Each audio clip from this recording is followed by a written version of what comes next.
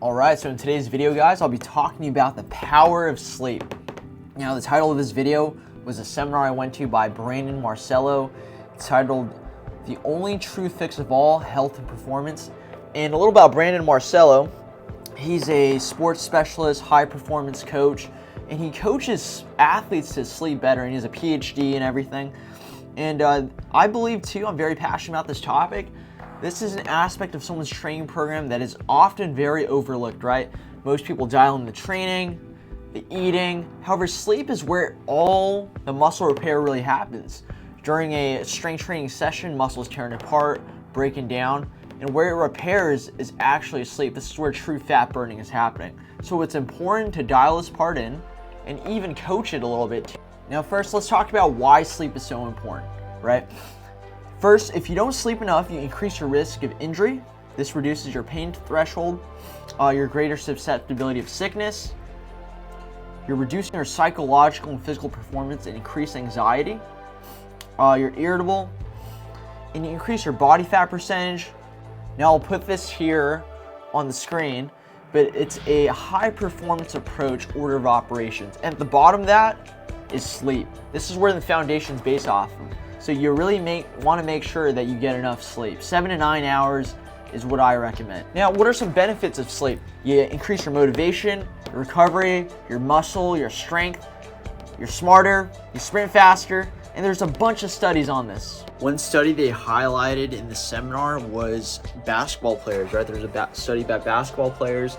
They pretty much increased their free throw percentage by getting more sleep.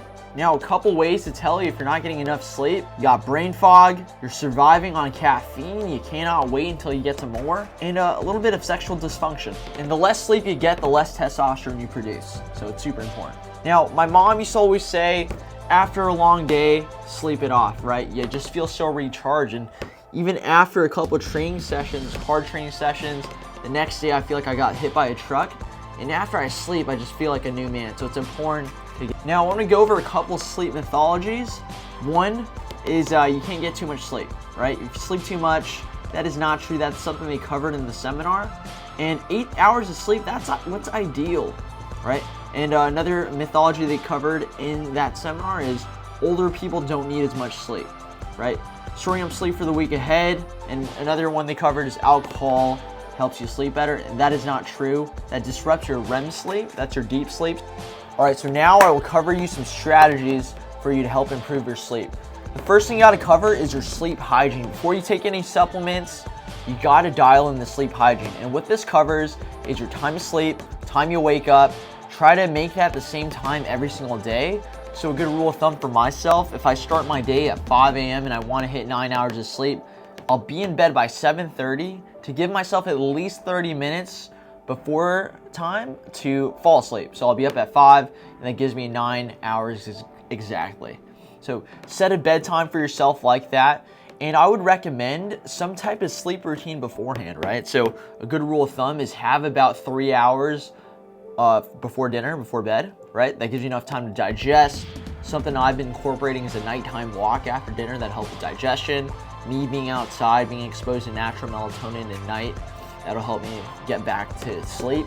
Other things you can incorporate, you could do like mouth tape. You could start reading, journaling out some thoughts beforehand. Avoid blue light as well, right? So your cell phones, dim it.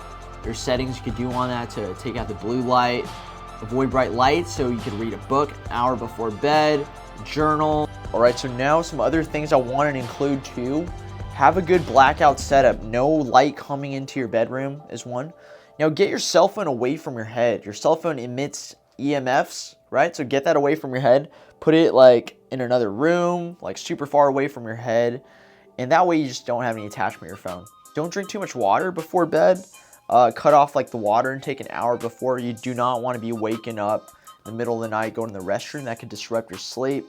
Another thing too, make sure the room is very cold, right? 67 degrees, that's what's recommended. But make sure it's a nice cool room to sleep in. And eye masks, they help a ton as well. And mouth tape. I would start with all those things before taking any type of supplements before sleep. Now, something you could also do is program around your bio clock. I'll put a chart here. So this chart has a really cool breakdown. 4:30 a.m., that's your lowest body temperature. 6:45, that's the sharpest rise in blood pressure. Now, 7:30, that's when melatonin secretion stops. So that could be a good time to start waking up and program your day around this, right?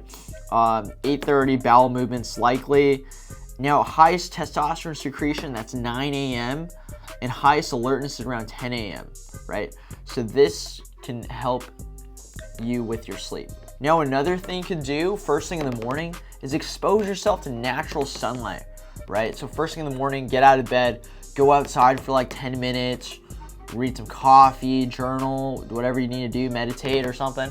But just like being exposed to natural sunlight, that'll start your bio clock and start your circadian rhythm by being outside.